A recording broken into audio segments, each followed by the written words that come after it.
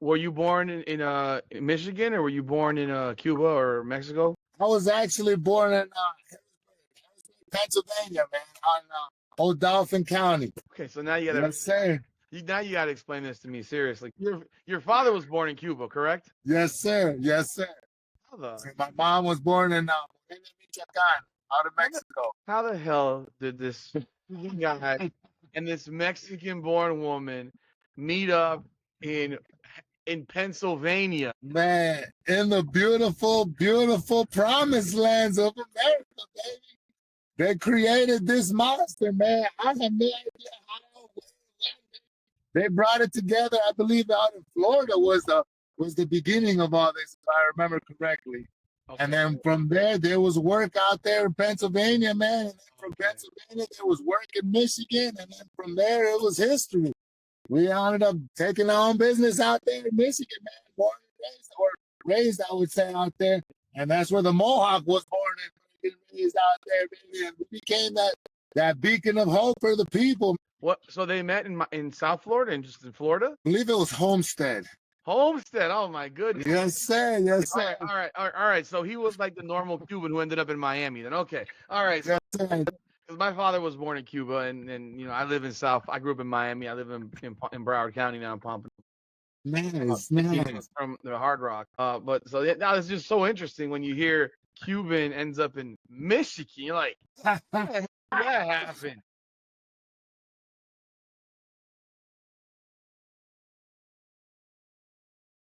So you were speaking Spanish in Pennsylvania and Michigan, and I'm sure no one speaks Spanish in Michigan for the most part. Man, it's wild. It's wild. You'd be surprised though, man. The Cubans, they're pushing up there now, man. They're pushing up there. We're getting pretty deep out there now, man. Had you ever been to South Florida before this trip this past week? Yes, actually, I was out there. We had the main event. I started the party out there actually in the prelims. I'm sorry. I started the party in the prelims in Miami versus Joe Escoboza. So at the Dade County Fair, I think it was. That was man, that was a phenomenal fight of the night. That one too, baby. That was the beginning. That was the beginning with that 185 world champ, man. He was doing his thing, man, and then they put us together. Man, we had fireworks out there. Did you happen to have the opportunity when you were down here before to go hit some Cuban restaurants? Man, I wanted to. I didn't. Unfortunately, I was handling business, unfortunately, man. So I didn't get a chance to. Okay. So no, it's just a wild story because I mean I'm here. There's so many Cuban fighters down here in the BKFC. You hear about G the Cut Man who came over in a raft at 5. Yeah, You got Brian Durano Gallo. He came over in a raft at 9. And you're like, man, like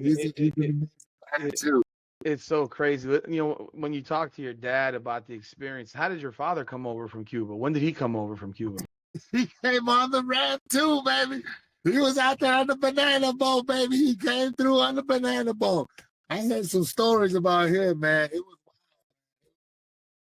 What about those stories, resonate to, you hear this story from your father. I don't know how old he was or what have you, but when you hear these stories from your father and then you're in this country and don't think American born, Cubans truly can ever understand it because they didn't experience it. I'm an American. My father was born there. I can't imagine floating in a raft for 10 days. man. Well, I heard stories. Yeah, they were telling me stories that it was difficult on sleeping, man, because if you fell asleep on the banana boat, they were all coming on. They would throw you over and keep your luggage, and just to be able to make room for the people to be able to be on there. It was bad, man. It was bad, and it was pretty horrible. The stories, man. Does that create the fighter in you? Hearing stuff. I mean, it kind of. I feel like, you know what I mean. If they were able to go through that stuff, man, I feel like what else can we do? You know what I mean? Like, I feel like, yeah, like, man, being in that fire, you can explain and tell people kind of how hot it is and like how that burns. You know.